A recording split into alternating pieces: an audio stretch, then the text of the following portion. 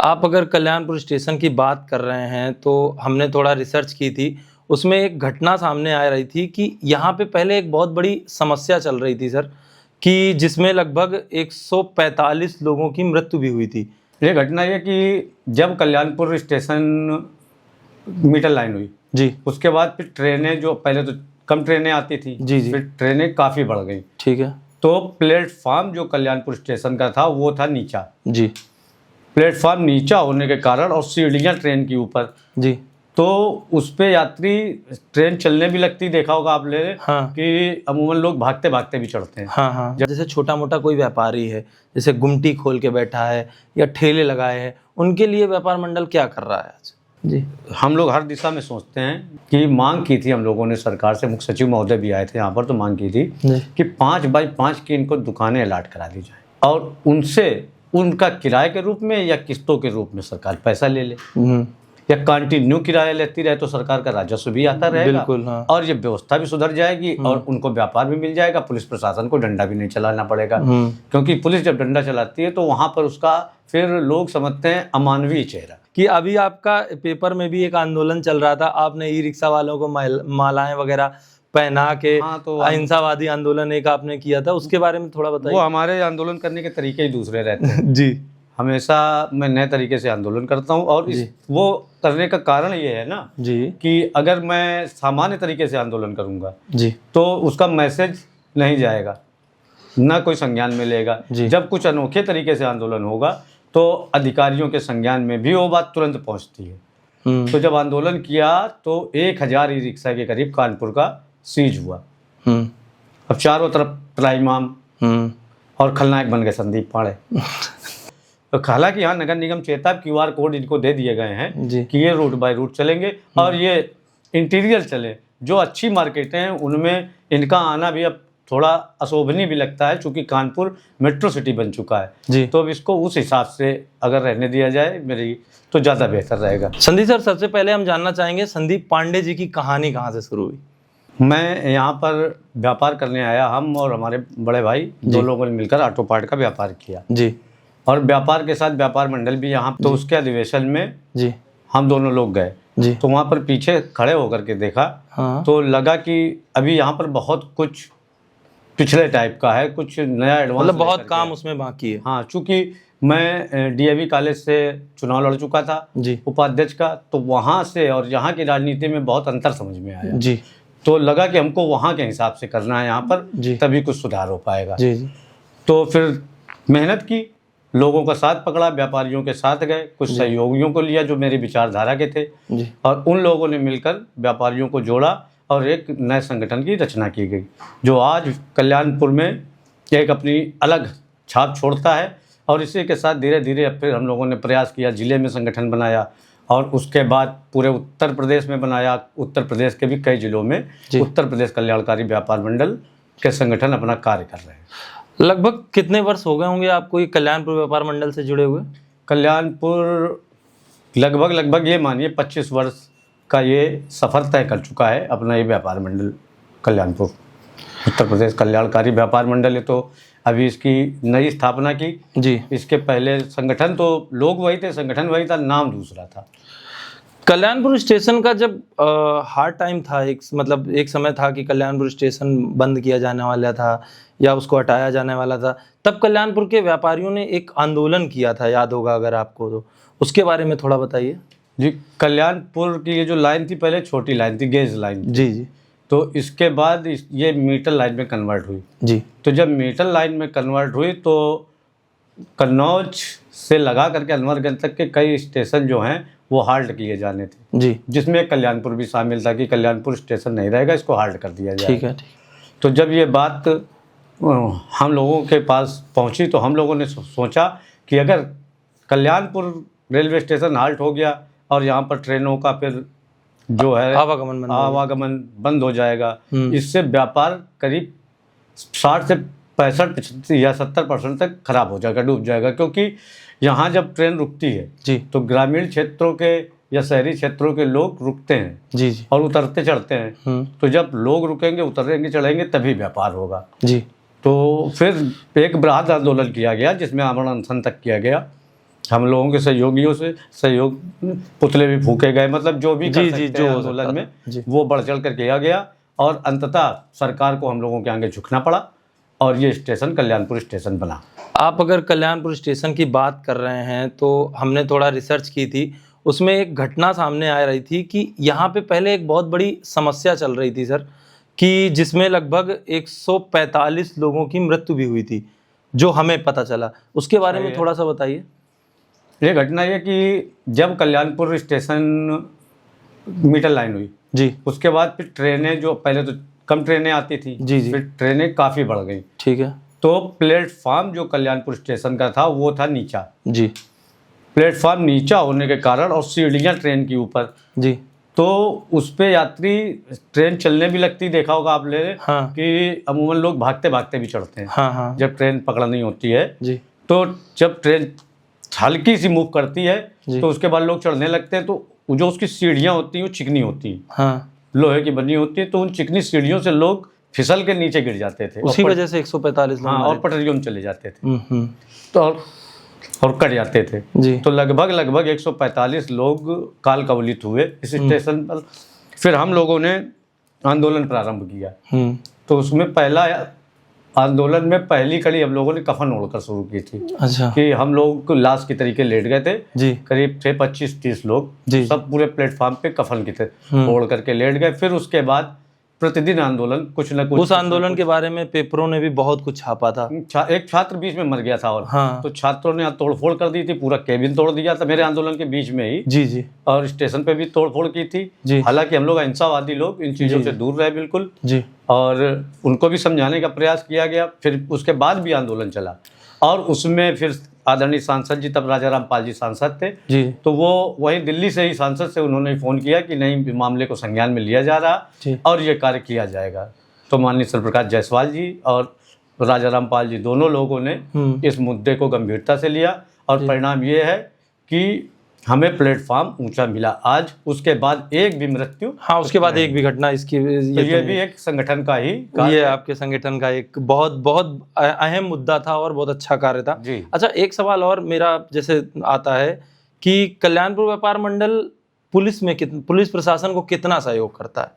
देखिए, मैं तो समझता हूँ पुलिस प्रशासन, व्यापारी और समाज एक दूसरे के पूरक हैं जी, क्योंकि कभी अगर हमें कहीं जंगल में भी जाओ, डर लगता है या कहीं लड़ाई झगड़ा होता है, तो सबसे पहले याद आता है वो है पुलिस। जी बिल्कुल।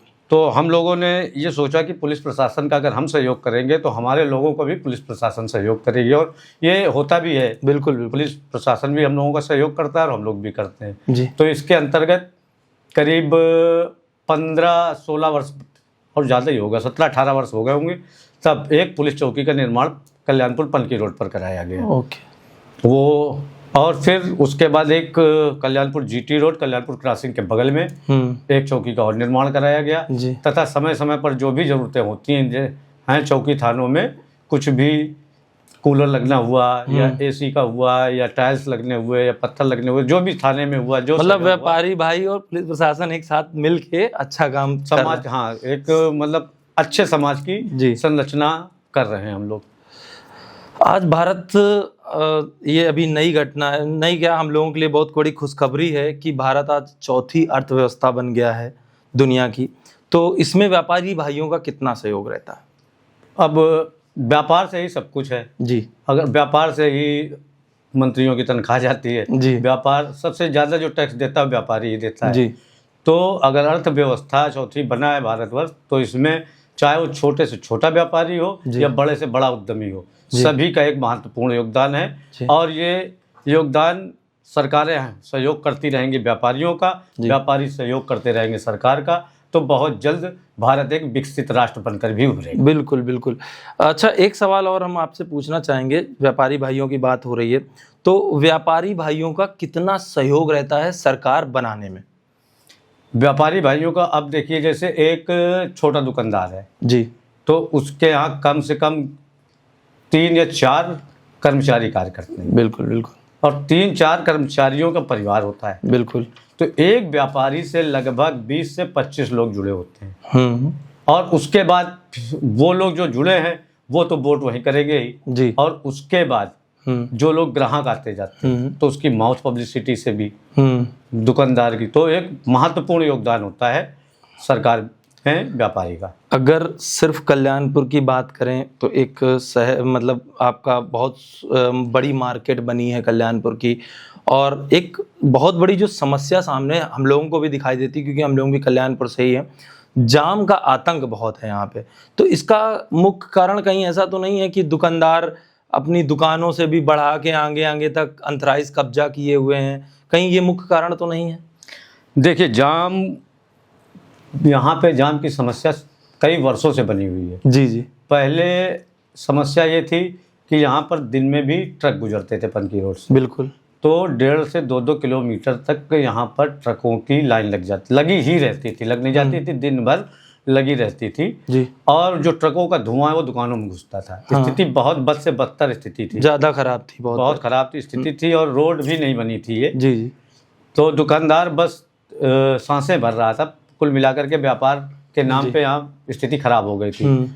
तो हमारे संगठन ने मिल करके फिर एक आंदोलन चलाया। हम लोग प्रसिद्ध है इसके लिए, आंदोलन के लिए। फिर एक आंदोलन किया और उसके बाद इनकी नो एंट्री बंद कराई। हालांकि जब नो एंट्री बंद कराई गई तो उसमें हमें लालच भी दिया गया, आर्थिक लालच भी दिया गया, डर और भय भी दोनों चीज़ें रही उसमें शामिल।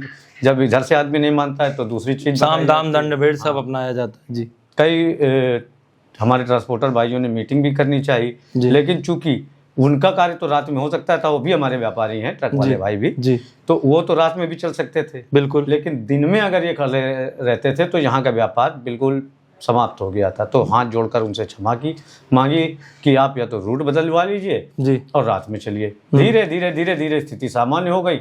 आज ना उनको बुरा लगता है ना, और यहाँ का व्यापारी तो खुश है ही। हालांकि यहाँ जाम की जो दूसरी व्यवस्था है वो इस समय ई रिक्शा है प्रमुख कारण। मेरा अगला सवाल यही था आपसे कि अभी आपका पेपर में भी एक आंदोलन चल रहा था, आपने ई रिक्शा वालों को मालाएं वगैरह पहना के तो अहिंसावादी आंदोलन एक आपने किया था, उसके बारे में थोड़ा बताइए। वो हमारे आंदोलन करने के तरीके ही दूसरे रहते हैं जी। हमेशा मैं नए तरीके से आंदोलन करता हूँ, और वो करने का कारण ये है ना जी कि अगर मैं सामान्य तरीके से आंदोलन करूँगा जी तो उसका मैसेज नहीं जाएगा, ना कोई संज्ञान मिलेगा। जब कुछ अनोखे तरीके से आंदोलन होगा तो अधिकारियों के संज्ञान में भी वो बात तुरंत पहुंचती है और उस पर अमल किया जाता है, काम भी किया जाता है उस पे। तो ई रिक्शा का जो आंदोलन है पहले भी किया था करीब 5 वर्ष पूर्व। तो इसमें अब अच्छा यहाँ पर भी 2 प्रकार की बातें हो जाती हैं, वो भी उनके भी परिवार हैं। तो जब आंदोलन किया तो 1000 ई रिक्शा के करीब कानपुर का सीज हुआ। अब चारों तरफ त्राइमाम और खलनायक बन गए संदीप पाड़े। यहाँ पे भी अब इधर समस्या ये है कि दुकानदारों का देखो तो इनकी स्थिति खराब होती है, इनको देखो तो व्यापार खराब होता है। बिल्कुल बिल्कुल। तो आंदोलन को कुछ इस ढंग से चलाया जा रहा है। इसकी मांग अब ये करी जाएगी कि इनको, हालांकि यहाँ नगर निगम चेताब QR कोड इनको दे दिए गए हैं कि ये रूट बाय रूट चलेंगे और ये इंटीरियर चले। जो अच्छी मार्केटें हैं उनमें इनका आना भी अब थोड़ा अशोभनीय भी लगता है, चूँकि कानपुर मेट्रो सिटी बन चुका है जी। तो अब इसको उस हिसाब से अगर रहने दिया जाए मेरी तो ज़्यादा बेहतर रहेगा। आंदोलन के साथ साथ आपकी कुछ सेवाएं बहुत प्रचलित हैं, जैसे जिससे गरीब आदमी को भी मदद मिलता है। आप लोगों के संगठन ने से एक अंतिम यात्रा वाहन जैसे शुरू किया कि गरीब लोगों की जिससे मदद हो सके, उसके बारे में थोड़ा बताइए। अंतिम यात्रा वाहन का तो बस ऐसे ही खड़े मैं एक लोगों की मिट्टी में गया था जी, तो खड़े खड़े बस ऐसे ही सोचा, उनको लोडर वगैरह में प्रॉब्लम हो रही थी जी जी। हर गरीब आदमी की ये समस्या है, गरीब हो या अमीर जी। इसमें गरीब अमीर का कुछ है ही नहीं जी जी। इसमें तो समस्या तो वो जब मृत हो गया तो सामान्य हो गया। हाँ बिल्कुल, ना वो गरीब रहा ना अमीर रहा। बिल्कुल बिल्कुल। तो उसको फिर वो लोडर ढूंढ रहे थे, काफ़ी देर लगी। तो फिर ये खड़े खड़े ही विचार कर लिया कि अब हमें एक अंतिम यात्रा वाहन बनाना है और इसका प्रपोजल मार्केट में रखा। तो जो कल्याणपुर की मार्केट के कुछ बड़े दुकानदार हैं, इन सभी लोगों ने सहयोग किया और मुझे आर्थिक रूप से मदद की। सभी लोगों ने, जिससे जो बन पड़ा, सब ने आर्थिक रूप से मदद की और एक वाहन अंतिम यात्रा वाहन बनाया गया जो कि सेवा में है। उसके बाद अभी एक दूसरा वाहन और बना दिया गया, चूँकि आबादी बढ़ चुकी, 7-8 साल से वो वाहन था, पुराना भी था, तो एक वाहन अभी और, तो 2 वाहन बन गए हैं। और 100 को संरक्षित रखने के लिए बर्फ की सिल्लियाँ जैसे हैं, बर्फ की सिल्ली में आप 100 रखते हैं। छोटी सी कॉलोनी EWS की 35 गज की, वहाँ पर बर्फ की सिल्ली रखी हुई है, ठीक है, उस पर बॉडी रखी हुई है। हाँ। अब वो पानी जो है वो पिघलता है, जब पानी पिघल के आपकी कॉलोनी के बाहर जाएगा तो वो पड़ोसी के घर के तरफ बैठ जाहिर सी बात है। तो जब पड़ोसी के घर में जाता है तो वो कहेगा कुछ नहीं, लेकिन वो डिस्टर्ब होता है, परेशान होता है जी कि यार ये पानी आ रहा है यो, और वो उस पानी को उतने समय धो भी नहीं सकता क्योंकि मिट्टी रखी हुई है जाने के बाद ही, तो और कीटाणु वीटाणु सभी चीज़ों का। तो इन चीज़ों को देखा कि कल्याणपुर में सेवा कोई कर नहीं रहा है जी। तो ये प्रस्ताव भी फिर व्यापारियों के बीच में रखा गया और सहयोग किया लोगों ने। आज संस्था के पास हमारे 2 डेड बॉडी फ्रीजर हैं जो सबके लिए उपलब्ध रहते हैं। चलिए, ये भी बहुत आप लोग मदद कर रहे हैं व्यापारी भाई मिलके। अच्छा, एक सवाल मेरा अहम यहाँ पे बनता है व्यापारी भाइयों, व्यापारी नेताओं के बारे में। व्यापारी नेताओं पे शिकंजा बहुत कसा जाता है, या पुलिस प्रशासन को लेके या सरकार को लेके बहुत शिकंजा कसा जाता है। अभी कुछ दिन पहले ही आप ही के साथ शायद घटना हुई थी कुछ। हाँ, वो जब जी, दरअसल मेरे साथ क्या घटना हुई थी ये मैं आपको बता रहा हूँ। यहाँ पर एक स्टेशन बन गया है कल्याणपुर में, मेट्रो स्टेशन है। हाँ, मेरा अगला सवाल यही है जी। तो वो इसी में जोड़ देते हैं ना। जी, बिल्कुल। वो तो ये SPM हॉस्पिटल के नाम से प्राइवेट हॉस्पिटल है जी, उसके नाम से एक स्टेशन यहाँ पर बन गया जी। अब हम लोग निरंतर उसका विरोध कर रहे हैं हाँ, कि प्राइवेट संस्था को आप विज्ञापन का लाभ पहुँचा रहे हैं। बिल्कुल, बहुत बड़ा विज्ञापन का लाभ है वो तो, बगैर पैसे के उसका विज्ञापन का लाभ पूरे भारतवर्ष में हो रहा है। हाँ बिल्कुल। तो इसका विरोध कर रहे हैं हम लोग। और यहाँ कानपुर के लगभग जी विपक्ष के बचे हुए अभी विधायक दोनों सांसद महोदयों को हम ज्ञापन दे चुके हैं जी, और विधायक जितने रहे हैं उनको ज्ञापन दे चुके हैं। अपने हमें कल्याणपुर विधायक हो गए, मतलब कोई अभी छूटा नहीं जिसको ज्ञापन न दिया। और पोस्ट कार्ड अभियान चलाया हाँ, उसके माध्यम से माननीय मुख्यमंत्री जी को मैसेज दिया, और भी तरह तरह के आंदोलन जो आज भी जारी हैं हमारे।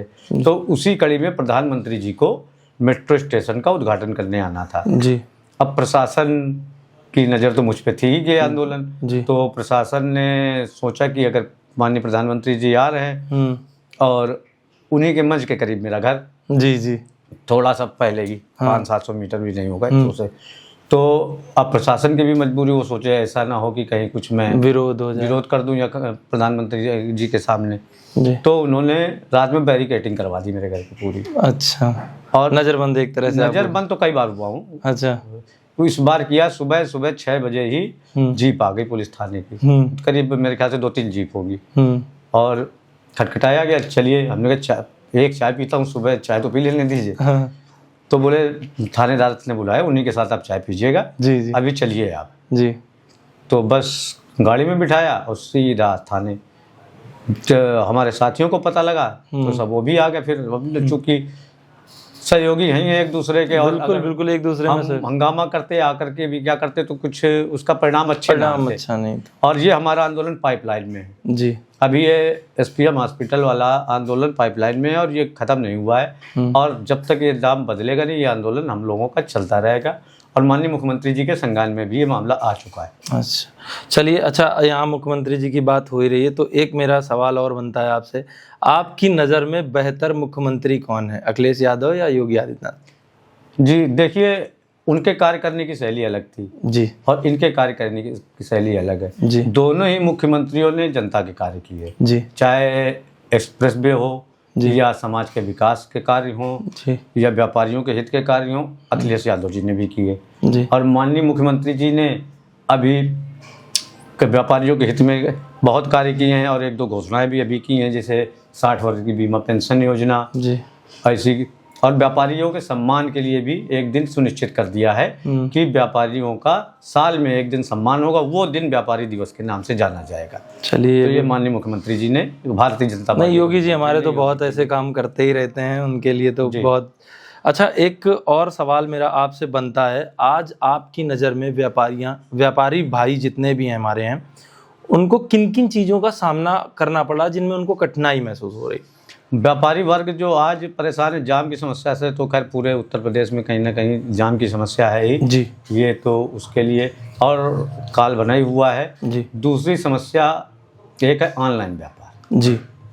ऑनलाइन व्यापार ने लगभग 50% व्यापार को हानि पहुंचाई है जी। और क्योंकि कोई भी व्यक्ति फ़ोन में देखा और मंगा लिया। हालांकि मैं आपके इस चैनल के माध्यम से उन ग्राहकों को ये संदेश देना चाहूँगा कि ऑनलाइन से जो सामान उन्होंने मंगाया होगा और ठगे जरूर गए होंगे 1-2 बार। जी बिल्कुल बिल्कुल, साइबर क्राइम भी इसी तरीके से हो रहे हैं। हाँ, तो अगर आप कोई कपड़ा कोई जूता जो दिखाएंगे जी वो डुप्लीकेट होता है और उसको समझ में ही आ जाता है। और जो आप दुकानदार से लेते हैं जी, उसमें आप सामने देख रहे हैं, आपका व्यवहार भी है, दुकानदार से बन रहा है, आदान प्रदान भी बन रहा है। अब दुकानदार क्या करता है, अगर कहीं किसी गरीब कन्या का विवाह होना, वो भी हम लोग कराते हैं साल में एक आध, तो वो हमें दुकानदार ही सहयोग करता है। कहीं भंडारा होना है तो दुकानदार सहयोग कर रहा है, या कहीं अन्य सामाजिक मामले जैसे पुलिस चौकी बननी थी, अभी ये गाड़ी अंतिम यात्रा वाली, इसमें किसी एक व्यक्ति का तो योगदान रहा नहीं, सभी व्यापारी भाइयों ने मिल करके इस समाज को अच्छा बनाया। अब हम अगर खरीदारी करने जाए या हमारे बच्चे खरीदारी करें ऑनलाइन, तो जब उनके पास पैसा नहीं होगा तो वो समाज को कैसे अच्छा बना पाएंगे। बिल्कुल सही। तो ऑनलाइन के कारण उनका तो व्यापार समय चौपट ही है। तो मैं जनता से ये निवेदन करूंगा जितना कम से कम हो सके ऑनलाइन से काम बंद करें और एक बार बाज़ार में जा कर के देखें, व्यापारियों से मेल मिलाप करें और वहाँ पे उनका सामान खरीदें। इससे वो मजबूत होंगे, जिससे समाज मजबूत होगा। ऑनलाइन व्यापार की बात तो ऐसी है क्योंकि ऑनलाइन आपको चीज़, सही आप बोल रहे हैं, साइबर क्राइम भी बहुत हो रहे हैं कि चीज़ दिखा दी गई कुछ और, दे कुछ और रहे हैं। कभी अभी कुछ दिन पहले हमारे साथ ही घटना हुई, अगर हम अपनी घटना की चर्चा आपसे करें तो, कि मैंने देखा एक ऑनलाइन कपड़ा, मैंने ऑर्डर कर दिया। ऑर्डर करने के बाद वो कपड़ा आ रहा है जैसे बीडी मार्केट का कपड़ा होगा ही होगा। यही चीज़ें होती हैं। इसीलिए सही, आप बिल्कुल सही जा रहे हैं कि जनता से यही अपील हम लोग कर सकते हैं कि ऑनलाइन जितना कम से कम हो सके उतना कम व्यापार जो दिखता है वो होता ही नहीं, मिलता ही नहीं है वो, जैसे ऑनलाइन में होता है। तो अगर ऑनलाइन कंपनियों का धीमे धीमे बहिष्कार शुरू होगा जी, तो दुकानदार मजबूत होगा। और एक न एक दिन ये मेरे ख्याल से दुकानदारों को भी कुछ ऐसी योजना बनानी होगी कि ग्रुप में कार्य करना पड़े। अच्छा, एक अहम सवाल हम आपसे पूछना चाहेंगे कि व्यापार मंडल की कुछ ऐसी नीतियां बताइए जिससे नए व्यापारी आपके साथ जुड़ें, और कैसे जुड़ें ये भी बताइए। हाँ, तो दरअसल जो लोगों का जुड़ाव संगठन की ओर रहता है। सर्वप्रथम संगठन से सुरक्षा है। ठीक है, अगर आप संगठित रहते हैं तो सुरक्षित रहते हैं। ठीक है। और ये बहुत बड़ी समस्या थी पहले अवैध वसूली की, गुंडागर्दी की, गली के गुंडों की। जी, लगभग व्यापारी त्रस्त रहता था। पहले सुना होगा, गैंगवार भी होते थे, बहुत ज़्यादा, और गुंडागर्दी, व्यापारियों से वसूली। तो मेरा तो मानना यही है, जब से हम लोगों के संगठन मजबूत हुए, व्यापारी हम लोग संगठित हुए, तो वो चीज़ खत्म हुई। अब शायद आप कहीं नहीं देखते होंगे कि कोई कट्टा लगाकर अवैध वसूली करने जाता है। बिल्कुल। तो संगठित है, उससे ये लाभ मिला। दूसरी चीज़, जब आप संगठित हैं तो एक दूसरे के दुख सुख में भी हाजिर हैं। तो जब एक दूसरे के दुख सुख में हाजिर है तो जाहिर है व्यापार बढ़ेगा। तो मेरे नए लोगों से वो अपने आप ही जुड़ जाते हैं, जानते हैं संगठन में सुरक्षा है और संगठन से लाभ है। तो वो उन्हें बताना ही नहीं पड़ता कि संगठन, वो कई फ़ोन तो ऐसे आ जाते हैं, मेरे पास आया ही करते हैं महीने में 20-30 की, भैया हमको संगठन से जुड़ना है, संगठन से जुड़ना है। तो मैं जोड़ने का कार्य करता हूँ उनको।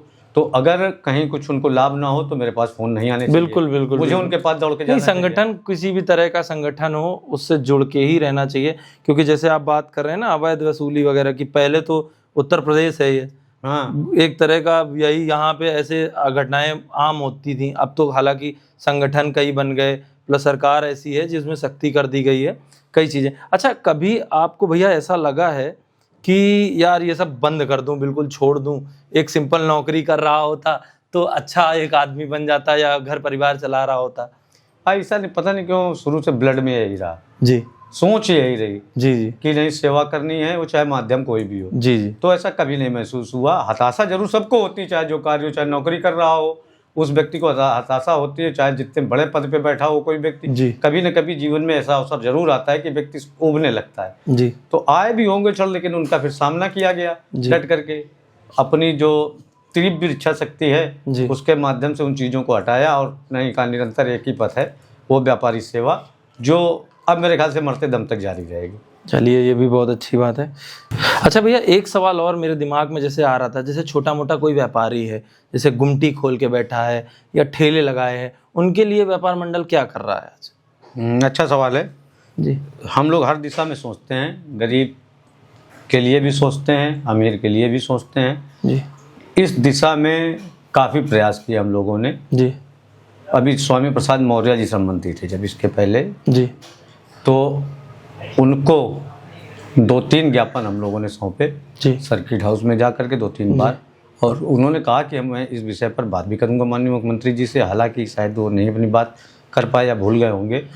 तो हम लोगों ने ये मांग की थी कि जो ये रेहड़ी पटरी वाले हैं इनको भी हक है व्यापार करने का, क्योंकि बिल्कुल इनके आगे भी पेट है और इनके पास भी परिवार है जी, और ये अशिक्षित भी हैं जी। तो ये करें तो करें क्या करें। आज प्रशासन का डंडा चलता है, भगा दिए जाते हैं। हाँ, प्रशासन का डंडा चलता है, बिल्कुल ऐसे खदेड़े जाते हैं जैसे जानवर। हाँ बिल्कुल। और प्रशासन की भी मजबूरी है, अगर ये वहाँ पे बैठते हैं तो जाम लगता है। जो जाम लगता है, बहुत बड़ा मुद्दा ये फंस जाता है, फिर ये मुद्दा फंस जाता है। तो ये दोनों तरफ का फंसा हुआ पेच है जी। तो इसमें प्रयासरत हम लोग ये हैं, और अभी फिर से मुद्दा उठाएंगे। अच्छा किया आपके चैनल के माध्यम से इस पुराने मुद्दे को उठाने का फिर से मौका मिलेगा मुझे अब जी।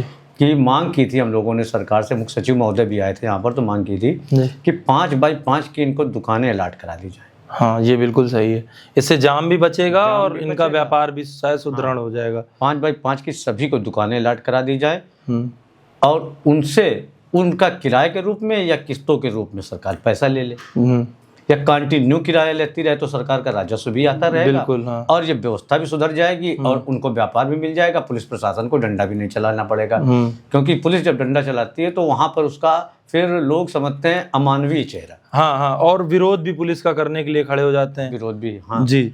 तो इसमें और सरकार की भी बदनामी होती है। हाँ हाँ बिल्कुल। लोग सरकार के तो 5x5 की दुकानों का जो मांग है ये अगर पूरी हो जाए तो व्यापारी भी खुश, सरकार भी खुश और पुलिस प्रशासन भी खुश, हम लोग भी। नहीं नहीं, बिल्कुल सही। आपके कार्य तो बहुत दिन से हम अखबारों में पढ़ रहे थे।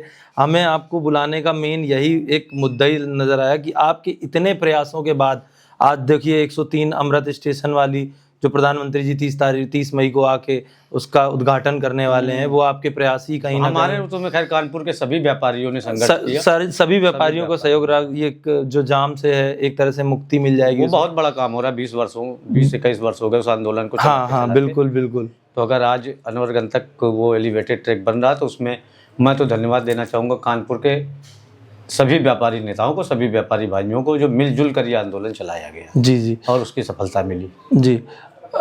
एक आखिरी में चलिए चलते हैं हम लोग अब, उसमें एक आखिरी सवाल या कहें तो कुछ मैसेज अगर आप युवाओं को देना चाहें, हमारे जो युवा आजकल के व्यापार करना चाहते हैं, उनको कुछ दिशा निर्देश आप दें तो। सर्वप्रथम मैं आपके चैनल को धन्यवाद देना चाहूँगा कि आपने यहाँ पर बुलाया मुझे, ताकि आपके माध्यम से हमारी बात देश प्रदेश में जाए। और मैं युवा व्यापारियों को या अन्य व्यापारियों को अपनी तरफ से एक ये राय और संदेश देना चाहता हूँ कि आप लोग जब व्यापार करने जाएं या दुकान खोलें तो आप 6 महीने और साल भर बिल्कुल हताश ना हो। कस्टमर नहीं आता है,